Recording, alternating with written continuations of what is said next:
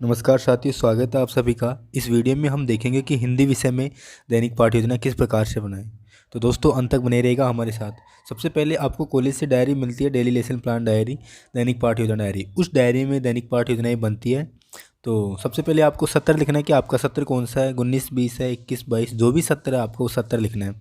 इसके बाद छात्र अध्यापिका का नाम या फिर छात्र अध्यापक का नहीं, पिता का नाम या फिर पति का नाम, अनुक्रमांक, शिक्षण विषय है हिंदी, शिक्षण विद्यालय का नाम, जो भी आपको इंटर्नशिप में विद्यालय मिलता है उस विद्यालय का नाम लिखना है। इसके बाद फर्स्ट पेज में ओपन करते हैं तो दैनिक पाठ योजना में विषय सूची लिखनी होती है। विषय सूची में जो जो आप प्रकरण ले रहे हो उनका नाम लिखना है और इकाई का नाम लिखना है और कक्षा का नाम लिखना है और किस दिनांक को आप पढ़ा रहे हो, ये सारी जानकारी वहाँ पे लिखनी होती है।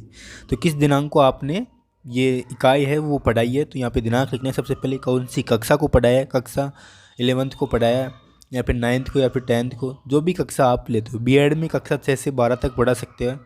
तो सबसे पहले यहाँ पे लिया हुआ है प्रकरण है संधि, स्वर संधि, गुण संधि, यण संधि, दीर्घ संधि, अयादि संधि, वर्दी संधि, और यहाँ पे पृष्ठ संख्या भी लिखी हुई है।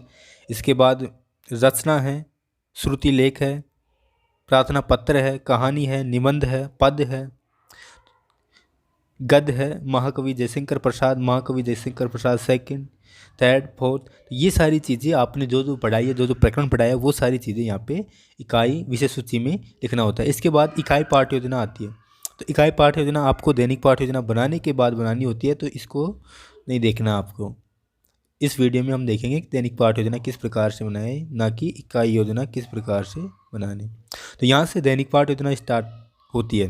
सबसे पहले आपको विद्यालय का नाम लिखना है, जो भी विद्यालय आपको इंटर्नशिप में मिला है उस विद्यालय का नाम। इसके बाद विषय लिखनी है, विषय क्या है, हिंदी, कक्षा, दिनांक और कालांश, प्रकरण है संधि, समयावधि है 30 मिनट। सबसे पहले उद्देश्य, व्यवहारगत परिवर्तन, ज्ञानात्मक, विद्यार्थी प्रस्तुत संधि में आए हुए तत्वों का प्रत्यास्मरण कर सकेंगे, विद्यार्थी प्रस्तुत संधि में आए हुए गुणों का प्रत्यभिज्ञान कर सकेंगे। अवबोधात्मक, विद्यार्थी प्रस्तुत संधि को सुनकर अर्थ ग्रहण कर सकेंगे, विद्यार्थी प्रस्तुत संधि को पढ़कर अर्थ ग्रहण कर सकेंगे। ज्ञानोपयोग, विद्यार्थी व्याकरण संबंधी भाषा का प्रयोग कर सकेंगे, विद्यार्थी वाचन में समर्थ हो सकेंगे। कौशलात्मक, विद्यार्थी आरोह अवरोह के साथ शुद्ध वाचन कर सकेंगे, विद्यार्थी श्रुतिलेख सुलेख लिखने में सक्षम हो सकेंगे। अभिरुचियात्मक, विद्यार्थी भाषा व व्याकरण में रुचि ले सकेंगे, विद्यार्थी विषय वस्तु से संबंधित साहित्यिक पत्रिकाओं का अध्ययन करने में रुचि ले सकेंगे।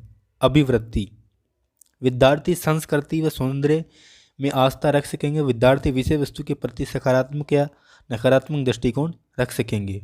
इसके बाद शिक्षण बिंदु प्रस्तुतिकरण स्टार्ट होता है। शिक्षण बिंदु, छात्र अध्यापक क्रिया, विद्यार्थी क्रिया और श्यामपट सारांश। राम विद्यालय जाता है। प्रस्तुत वाक्य में रेखांकित शब्द क्या है, विद्यालय, विद्यालय का संधि विच्छेद कीजिए, विद्या प्लस आल्य। विद्या शब्द का अंतिम स्वर क्या होगा, आ। आल्य शब्द का प्रथम स्वर क्या है, आ प्लस आ स्वरों के योग से कौन सा नवीन स्वर बनेगा, आ। महेंद्र अच्छा लड़का है। प्रस्तुत वाक्य में रेखांकित शब्द है महेंद्र। महेंद्र शब्द का संधि विच्छेद कीजिए, महा प्लस इंद्र। महा शब्द का अंतिम स्वर क्या होगा, आ।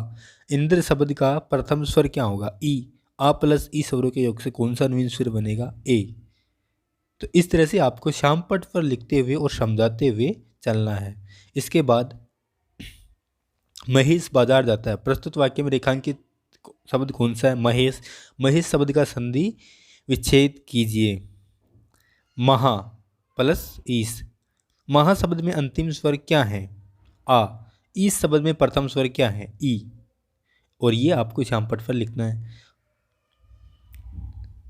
इसके बाद संधि के प्रकारों के बारे में लिखना है। यहाँ पे स्वर संधि, व्यंजन संधि और विसर्ग संधि, 3 प्रकार की संधि होती है और तीनों की परिभाषाएं लिखनी है।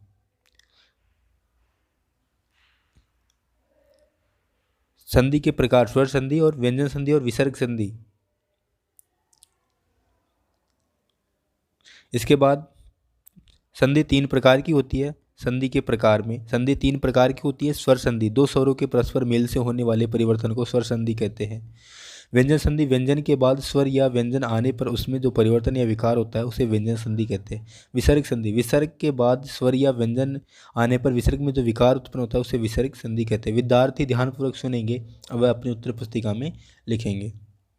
पुनरावर्ती प्रश्न, सत्याग्रह शब्द का संधि विच्छेद क्या होगा? सत्य प्लस आग्रह, दो स्वरों के परस्पर मेल से होने वाले परिवर्तन को क्या कहते हैं? स्वर संधि। व्यंजन के बाद स्वर या व्यंजन आने पर उनमें होने वाले परिवर्तन को कौन सी संधि कहते हैं? व्यंजन संधि। इसके बाद आपको मूल्यांकन प्रश्न करने हैं। वस्तुनिष्ठ प्रश्न, विद्यालय का संधि विच्छेद कीजिए। तो 4 ऑप्शन है, इसमें से एक को टिक करना। महा प्लस इंद्र शब्द का संधि होगा। रिक्त स्थानों की पूर्ति कीजिए। उल्लंघन शब्द का संधि विच्छेद खालिस्तान होता है। विद्या शब्द का अंतिम स्वर खालिस्तान होता है। एक पंक्ति शब्द में उत्तर दीजिए। दो या दो से अधिक निकटवर्ती ध्वनियों के मेल से होने वाले परिवर्तन विकार को क्या कहते हैं? संधि कितने प्रकार की होती है? नाम बताइए। इसके बाद एक गृह कार्य प्रश्न देना है। संधि की परिभाषा व प्रकार लिखकर लाने हैं। इस तरह से आपकी एक दैनिक पाठ्य योजना कंप्लीट हो जाती है हिंदी विषय में, और साथ ही में इसकी अवलोकन सारणी भी दी हुई है। विषय हिंदी, प्रकरण है संधि, विद्यालय का नाम ये और छात्रा अध्यापिका का नाम ये।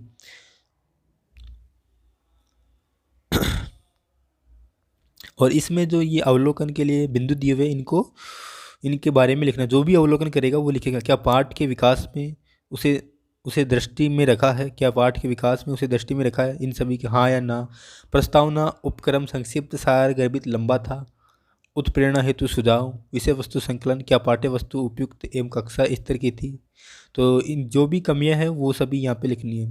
जैसे यहाँ पे लिखा हुआ है प्रस्तावना की गई, श्यामपट्ट कार्य व्यवस्थित है, श्यामपट्ट कार्य के समान, श्यामपट्ट कार्य के समय कक्षा पर भी ध्यान दे। तो ये कमी थी कि श्यामपट्ट कार्य के समय कक्षा पर ध्यान नहीं दिया गया था छात्रा के द्वारा। वाणी कक्षानुरूप है, वाणी ठीक है, मतलब सहायक सामग्री का प्रयोग किया गया।